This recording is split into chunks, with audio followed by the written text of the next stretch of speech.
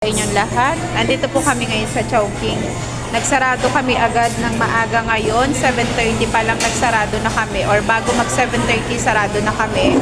Dahil ang gusto namin, eto. Ayan, kumain sa labas. Request nila dahil nakarami po tayo ng...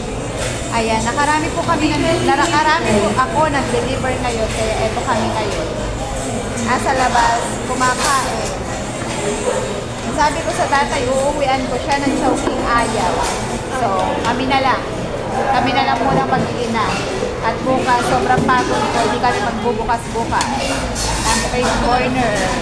Ayan. So, sa mga gustong umorder ng skinless with rice and with egg for sa halagang 40 pesos, may lunch or almusal na kayo. PM lang po kayo sa akin. Ayan po.